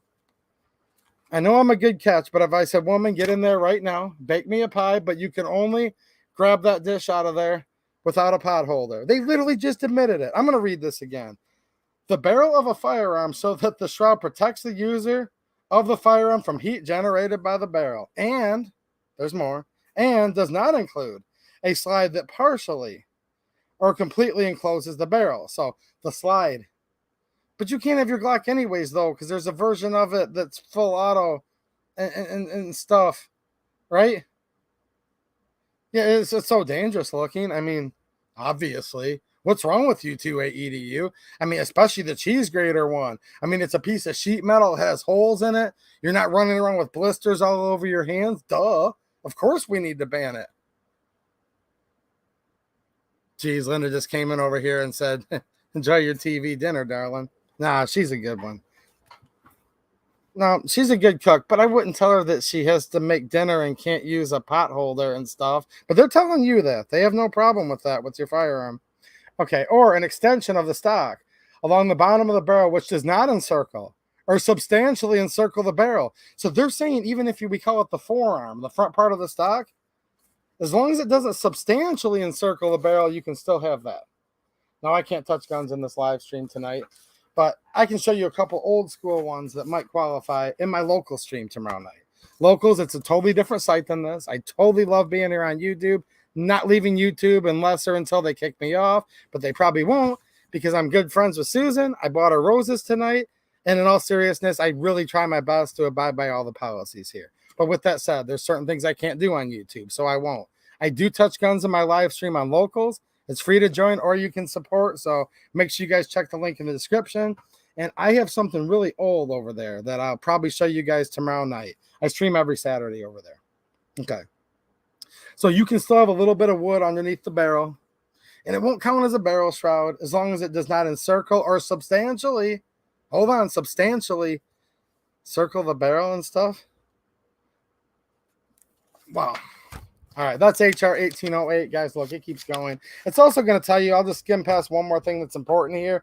I don't know where it's at, because look, we're just going through here. I mean, look at all these firearms. These are all lists of firearms. I mean, hold on a minute. There's hundreds of pages here, like, that are all just lists and lists and lists and lists. Okay. There's also something in here that says if you do have an assault weapon and somebody who's a prohibited person were to come in contact with it, I think, or be able to gain control of it, then you're going to be responsible for a crime. That's something else I wanted to talk about. Now, that's important because, so hold on a minute. Somebody breaks in your house, you have just a firearm because they call this stuff assault weapon. But let's face it, what these really are is just firearms. So you have your firearm to protect. Somehow he has access to it because you either slept too heavy to hear the glass break or whatever. And he gets access to what you would use to protect yourself. You're in trouble now. Just keep that in mind. Maybe someone comes over to the house. You not being a police officer, you not only don't have the desire to run a background check on your friends, right? I hope you guys don't desire that. Or you couldn't even do it if you wanted to. So you really have no idea. But somebody in your house who's not deemed by the government, okay, to be allowed to be around a firearm. I'm using big air quotes for those of you that are listening right now. Deemed by the government to be prohibited. You could get in trouble because they could have access to your firearm if it's an assault weapon. Now, keep in mind something else that my friend Mateo often reminds me of, and I want to touch on this too, for all the loophole people. Think about the grandfather clause, okay? We've seen this happen in California, actually, with those Freedom Week magazines and in other places. When they grandfather stuff and say, as long as you have it, at the time it was banned, you have it, your grandfather. If it literally comes out of your custody, okay, if it breaks the change of custodianship of that said item, for even in this case with the police, moments and minutes in time, you lose the grandfather and they can't give it back. There's been cases where they took somebody's Freedom Week mag and the person's like, but it was grandfathered, but I can have it, but Freedom Week. And the cop's like, I don't think so. They took it to their squad car. They called the police station. I'm just summarizing, but there's several stories adjacent to this that have been reported. And they call the station. They're like, yeah, Barney Fife, you messed up. You couldn't take that. There's a court order that was put in by Benitez that made it where it was stayed until it followed all the way through. And I'm not a lawyer, no legal advice, guys, but it kind of sort of grandfathered these Freedom Week mags in up and until either the ban was ruled unconstitutional or until it was done with. I'm just summarizing to get to my point. The point is this. There's been times where they confiscated someone's grandfather magazine, but since the police held it for even moments of time, they called the station, no, you can't take that from him. But you already did, now you can't give it back. That's how grandfather clauses work. If you're grandfathered in and there's a stipulation that if you transfer it, it loses its grandfather clause, or there's something that says you can't transfer it, there's going to be stipulations in here. I'm just telling you guys in general. What they're trying to prevent you from doing is saying, well, we'll just keep selling these and trading these back and forth. No. They want it to be where only you right now will stay complacent enough where you won't get off your butt to make sure that they vote this down. You think you're good to go. And then a cop pulls you over and says, that's an assault weapon. I'm going to take it back to my squad car. I'm going to take it back to the station. You and your attorney come in next week and say, you couldn't take that. It was grandfathered. And they're like, you're right. We agree. We couldn't take it. But since we did, we now can't give it back because it's illegal for even us to transfer it. You guys know where I'm heading with this? Different cases might go a little differently than this, but this is often the case with grandfather clauses. They're not quite what a lot of people would think they are in some instances. Just keep that in mind with any of this stuff. All right. Do I have some chats to read, Linda? I kind of went on a rant for an hour and a half. And I would like to read a few chats. And then I'm just going to talk briefly about this HR2814. Mike McClune with the super sticker, $10. Thanks, man. I appreciate it, dude. And a channel member. Also over on Locals having fun and hanging out. And it says wrecked, and it shows Tactical Hippo literally wrecked his chair. Look, I might do something a little unconventional here, but you know how I sit, guys? You guys ever wonder? See that chair? Look at the chat, guys. That's Tactical Hippo there. That's Henrietta, right? The hippo. Wreck the chair. I buy these chairs. I'll show you guys what I got going on here real quick. And I actually take the back off of them. Like they come with a back. Actually, I never even install it. I literally have an old, dirty, basic chair and there's no back on it. So It's literally impossible for that to happen to me. So if you guys were wondering, what's the loophole? Someone's watching this stream right now saying, but do AEDU. There's no way they're going to make me burn my hands on my gun. Well, no, they literally said so. If anything prevents you from the heat, you're not allowed to have it. That's literally what this says. They go, what's my loophole with the assault weapons? And then they said, what's the loophole to keep the chair from breaking? I can't give you a loophole on the assault weapons ban because we shouldn't be looking for that. We should just look to defeat it outright. But I will give you a loophole on the chair. So if anyone's worried about that little graphic that he put into the super chat there, I got your back on that. Just don't put the backs on your chair and you can't have the back of it break off. It's that easy. Thank you, Mike. Ammo Wizard with the super chat. I don't see a message there, but thanks for supporting the channel, man. I haven't seen you over here in a while. I'm sure you've just been busy, but hope you're doing good and hope your channel's doing well, man. Thank you.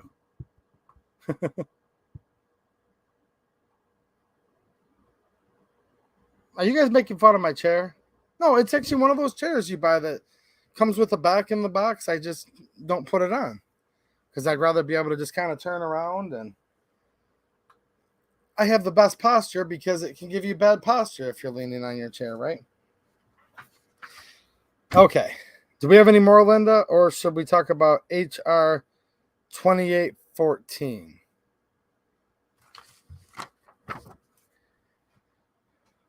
Marco Polo, thanks for the super chat, man, and for being a channel member. He said, thank you for your work on keeping us informed. Have a good night. Tired. Well, I might have missed Marco by now. Hopefully you're not in bed quite yet, but have a good one, dude. And no problem, man. Thank you for your support and just for being you. Thank all of you guys that are hanging out right now in here. Let's throw Ron Wayne's up there. You see what Ron Wayne just said, Linda? Throw that up there, darling. Hold on a minute. 2A's too cool for chair backs. I knew I liked you. I knew I liked Ron Wayne. All right. I mean, Ron Wayne said so. What can I say? All right. HR 2814 to repeal the Protection of Lawful Commerce in Arms Act and provide for the discoverability and admissibility of gun trace information in civil proceedings. All right. A bill to repeal the Protection of Lawful Commerce in Arms Act and provide for, okay, they said that twice. Sorry, guys. Number one, be it enacted by the Senate and House of Representatives of the United States of America in Congress assembled.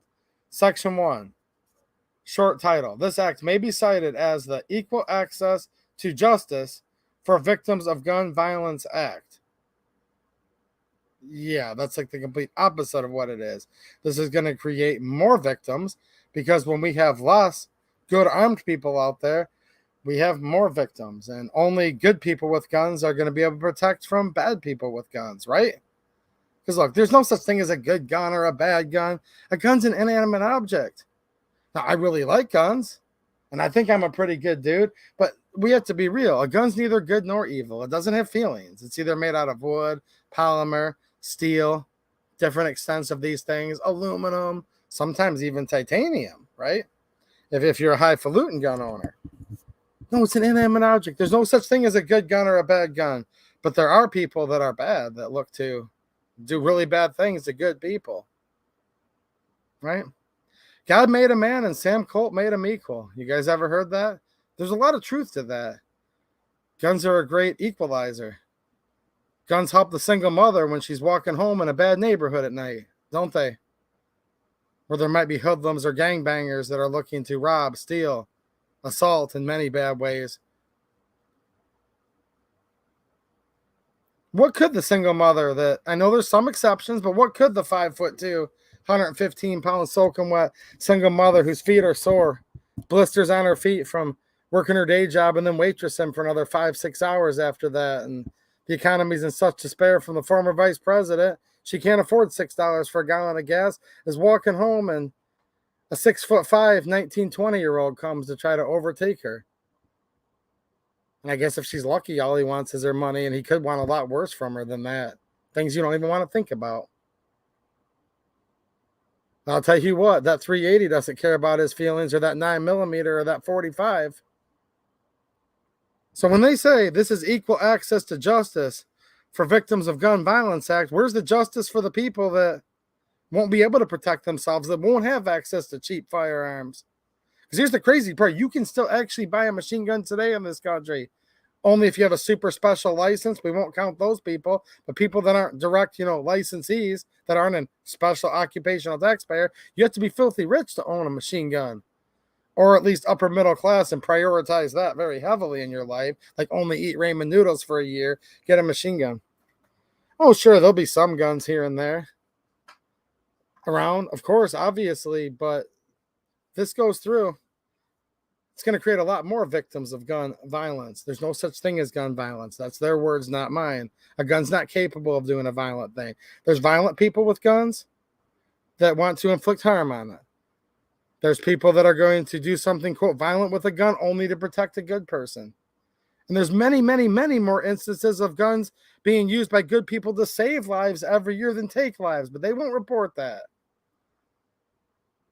And if they weren't lying enough in that previous bill, they're back to lying even more again. See, that's the only thing with these people that you can count on, is they're going to lie, they're going to lie, and they're going to lie, and they're going to lie again. Now, I'm not saying that's a good thing, but the only thing that makes sense, the more you keep reading this stuff, is they're just going to keep on lying to you.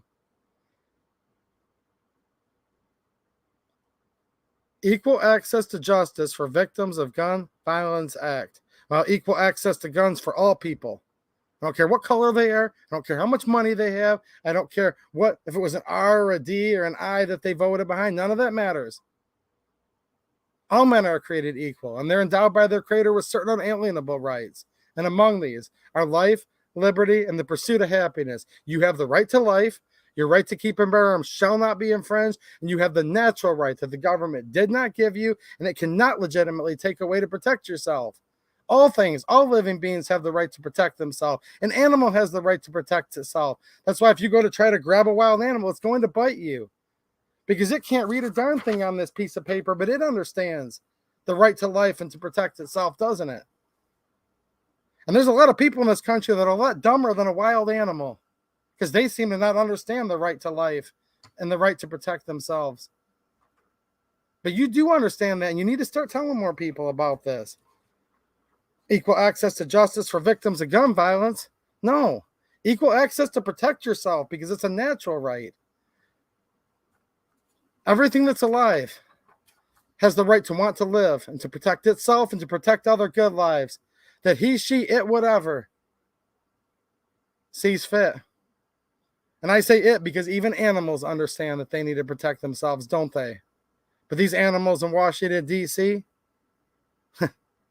not only would you probably not want to pee on them if they were on fire, but I probably wouldn't even give them any more credit than that raccoon that's in my garbage can, making a big mess all over the whole back patio. In fact, I give that raccoon spreading trash all over my back patio a lot more respect than these Congress critters that are running around writing this BS, thinking we're all so darn stupid or so darn whatever. We're either that stupid or we're that weak. It's one of the two, guys. How do these people keep their jobs? Yeah, they've got all the money. There's like over 350 million of us in this country. Any wild animal wants to protect itself and to be free. And we're outnumbered by 435 people in the House and 100 senators and a former vice whatever that's in the White House right now. Just think about that. Jeez, oh Pete. But they still write this stuff. Repeal certain provisions of the Protection of Lawful Commerce and Arms Act. And it says, the contents of the Firearms Trace System database maintained by the National Trace Center of the Bureau of Alcohol, Tobacco, Firearms, and Explosives, that's the ATF, they're real beauties, right? Shall not be immune from legal process, shall be subject to subpoena or discovery, shall be admissible as evidence, and may be used, relied on, or disclosed in any manner in testimony, or other evidence may be permitted based on the data on the same basis as other information in a civil action in any state, including the District of Columbia. Look up the history of District of Columbia. It's not a state. Nobody was even supposed to live there. Congress was supposed to come in and convene. Look, they actually mandated that Congress had to at least come and convene for like a very short period of time because there was so little government when this country was set up. They had to make it a law and force them to come in, right, to actually vote. It wasn't like it is now where they live there. They're 95 years old. They don't even know their name, but they know enough to want to ban everything that you're going to use, that you see fit for your life, liberty, and pursuit of happiness. They know how to do that somehow. Look up Washington, D.C. Nobody's even supposed to be there most of the time. Or a federal court in an administrative proceeding. That's a fancy way to say they can go through and look up all the firearms data on anything you bought, because we know there's a registry. We know there's a searchable database. Lots of news has been broken about that. What they want to repeal for the Protection of Lawful Commerce and Arms Act. Right now there's a law that says you can't sue a firearms maker or a gun shop or anybody in that supply chain because somebody used the firearm to purport evil, right? To put evil forth, to harm someone, to hurt someone, whether it's physically or whatever, okay? Let me give you another version of that. I'm not giving you the lawyer's version. I'm just giving you the regular version because this is what actually matters here. If somebody commits murder, which is a crime, you may have the right to kill somebody in certain instances, and that may go down as justifiable homicide. Might be what it's called in your thing. You don't have the right to murder anybody. Period. You don't. However, that's a heinous act is what I'm saying. Clearly, obviously. Okay, let's get on from that. Someone gets murdered, and they use a Smith & Wesson M&P 9. The Lawful Commerce Act says the family of the person that was murdered, not by a Smith & Wesson M&P 9. This is very important. Guns don't kill people. People kill people. The murderer uses a Smith & Wesson, and they want to be able to hold Smith & Wesson civilly liable, where these, quote, justice for victims of gun violence, that's where that comes by, can now sue Smith & Wesson. They can sue the local gun shop. They can sue the distributor. Now, hold on a minute. And there's some real quick analogies that come up like crazy, right? If guns cause crime, then do pencils cause misspellings? I guess, according to these people. If you drink and drive, can you sue Budweiser? You drink and drive and kill someone. Can the victim sue Budweiser? Probably not. Of course not. Can they sue Ford Motor Company if you happen to be driving your Mustang GT? Of course not. But there were Goodyear tires on there that allowed the car to drive down the road and commit this act. No, you can't sue Goodyear tires. But they do want to make it where you can sue Smith & Wesson if a bad person uses a tool that's neither good nor evil. A bad, evil person committed evil on somebody else, used a tool. They want to sue. They want to let people sue everybody up the whole chain. So I don't want to mince my words. At the end of the day, yes, it makes it where there's basically going to not be any access to firearms for any reasonable price if every single company gets sued out of existence. The law doesn't say we're shutting down the gun industry, but that is actually what it would say if this goes through. Just think about this. Usually the victims don't even get hardly any of the money. It's their lawyers that get all of it. Oh, imagine that. People that are mainly lawyers writing something where at the end of the day, that single mom I talked about walking down the street that doesn't have much money, can't protect herself. And it's not just the single mom. It's also the 43-year-old man that has a daughter at home and a loving, awesome, beautiful wife. I have just as much right to protect myself as she does. Or the 80-year-old. Or the 18-year-old, by the way. If you can serve your country, you're an adult. All this crap that they want to bar people that are old enough to carry a gun in service of their country, can't carry one at home. That's BS too. This doesn't say it bans guns, but just think about it now. Come on. People that are lawyers write a bill that's going to basically, the lawyers are going to get most of the money. Okay. And then there's the lobbyists, but I just repeated myself. And then there's the House of Representatives here, which I repeated myself. Dude, they're all lawyer, lobbyist, politician, lawyer, lobbyist, politician. And for those of you listening, I'm just making a circular motion with my finger on the screen right now, where you can civilly sue. Now, they're not just repealing the protections from them not getting sued. Now, look, here's the thing. Just so you guys know this, because the other side's going to say, well, hold on a minute. Hold on a minute. What if the firearm malfunctions? No. No, that's not what this. The Lawful Commerce and Arms Act, it only protects the firearms manufacturers. It's not just them, though. It's also your local gun shop, the whole chain of command, right? All the way up from the bottom up.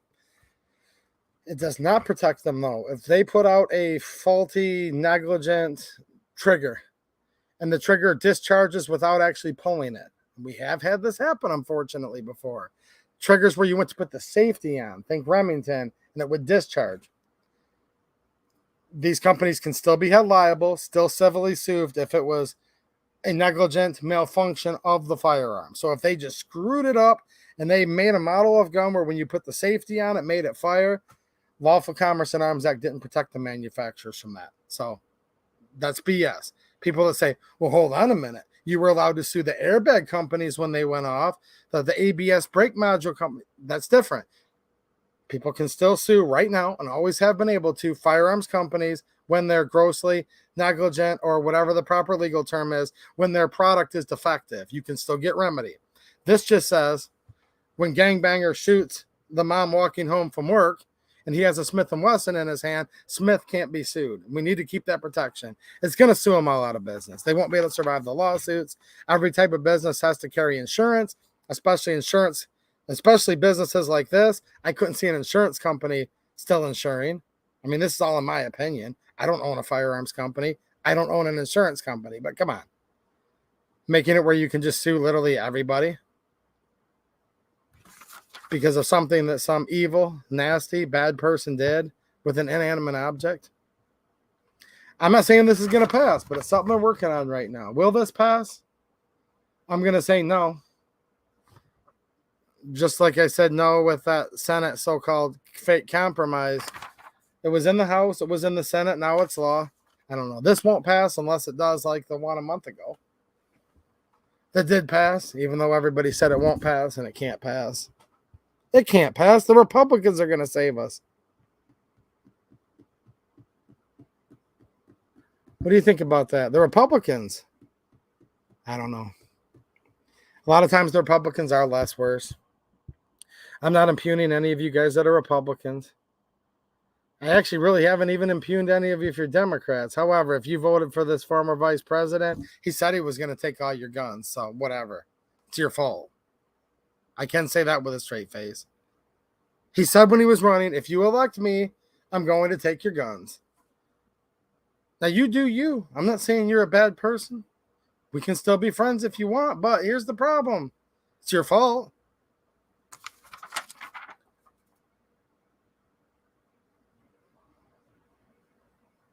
I don't know. I think I got the point I wanted to across pretty good tonight. It's getting on almost 2 hours right now. I went over some of the nuts and bolts of this. It's thick. I mean, I probably spent... Thanks to the gracious donations tonight of the super chats, I might break even on the paper and ink I wasted, but I printed this for a reason tonight because I just wanted you guys to see what it looks like. There's something this thick printed. This is in the exact format that I got it. I didn't blow it up or alter it. This is in there. Text. And I'm going to say something that I said earlier in the stream because there's some people watching now that probably weren't here almost 2 hours ago. And for the rest of you, I think it's worth listening to again. We have 2 founding documents that I really like a lot. I like more than just 2 of them, but there's 2 that I want to mention again. There's the Declaration of Independence. Okay? That all men are created equal, and they're endowed by their creator with certain unalienable rights. And among these, not limited to, but among these are life, liberty, and the pursuit of happiness. That's beautiful. That's the structure. That's your government, as Ben Franklin said, if you can keep it, That's the government that was set up here. Literally, the only reason the government would exist at all is to protect that. Now we have the Second Amendment. This is part of what's called the Bill of Rights. The Constitution, as amended the first 10 times, the Constitution is the rule of law, the supreme law of the land. You literally, once you no longer acknowledge that, you no longer have America. And once you no longer have your guns, you no longer have America too. Don't forget that. But the Second Amendment, it's actually not written to you. Did you guys know that? No, literally, read it. I know what it says, so I'm going to say it in 1 second here. It wasn't written to you at all. You know what was written to you? We hold these truths to be self-evident, that all men are created equal, that they are endowed by their Creator with certain unalienable rights. And among these are life, liberty, and the pursuit of happiness, that to secure these rights, governments are instituted among men, driving their just powers from the consent to the governed. That was written to you. The Second Amendment and the Bill of Rights was written to the government because they already acknowledge that you have these natural rights. These are laws of nature, of nature's God. That's what this document, Declaration of Independence in 1776 had. They wrote that 15 years before they wrote the first of 10 amendments to the government. Just remember that. Nowhere in the Second Amendment does it say the United States government gives you the right to keep and bear arms. No, they already established where your rights came from and what rights you have. That was already established. Literally, these are the laws of nature and of nature's God. Go read it if you don't believe me. You're endowed by your Creator certain unalienable rights. That was said 15 years earlier. They didn't need to tell you that again. If you didn't get it that time, no, trust me. The original colonists that then became the first Americans, they got it all right. They beat the biggest military superpower like in the world, all over. That was it, the British Empire. They took America for themselves. So the Second Amendment, that's a little note to the government. It's telling the government what it's not allowed to do, isn't it? And it tells it why. A well-regulated militia being necessary to the security of a free state. Then the what? The right of the people to keep and bear arms shall not be infringed. And that's what they told the Congress then. And that's what they're telling them literally right now. And you know what the Congress just wrote in direct response to shall not be infringed? To regulate assault weapons, to ensure that the right to keep and bear arms is not unlimited and for other purposes. And they spit in Thomas Jefferson's face, and they spit in all the founding fathers' face when they wrote that, and they spit in America's face, and they just spit in your face. And it's very, very insulting to you. And there's lots of provisions in here. And some of you are still wondering what the loopholes are and how good the grandfather clause is. And it's right there. It's part of the public record. Go look it up. But I think no doubt everyone in here right now knows what's going on. I think Victoria Sparks knows what's going on. Go back and watch that last video I did. I don't care. Skip past the 3 or 4 minutes of me talking and just go right to it. It's in that video. She's talking for 4 minutes. There's people that know what's going on. And I appreciate all you guys being here for your encouragement. And I look forward to hanging out with a lot of you tomorrow on Locals. I'll be on probably, maybe a little bit later. I'll have to work till dark. And I'll enjoy a live stream with you guys there where I am definitely going to be touching guns. If you guys remind me in the chat, I'm going to put this on you guys. Because I'm so busy right now and so many stresses. Like all of you guys have them too. I get it. And once I sleep, I forget a lot of little details. Remind me to show you a rifle that's so old it probably has such a minimalistic amount of wood under that barrel, okay, that it might not be considered a barrel shroud. All right, Linda, I'm going to concede to you at the very end here because you're doing a good job helping me with the stream, and you do a good job with a lot of things. Now, I'm not going to say you can't use pot holders to grab that casserole out of the oven. You're allowed to have a piece of bamboo this thin, and then you can use that. I don't want you to hurt yourself. I think I'll be able to show you guys something that'll get grandfathered in. So for all of you looking for the grandfather clause, I'm going to show you a really old rifle that might suffice, but it's going to be expensive. All right, Bill Camperus, thanks for the super chat, man. I appreciate you and all your support, dude. You just left me a tip on Locals on a post earlier today. So thank you so much. All of you guys' generous contributions, whatever it is, goes right back into the channel. That's why I'm usually on here late, because I work all day doing lawns and whatnot for a living. You guys help keep this channel going with your monetary donations, because it is important. This costs money. But the main thing is with all of your encouragement and just knowing there's a reason to come back on here and keep fighting the good fight. So thanks for that super chat. And thanks to all of you guys. And I will see you soon. Tomorrow, like less than 24 hours from now. Barrel shrouds included over on Locals. All right, guys, I'm out of here. Thanks for watching and have a good one.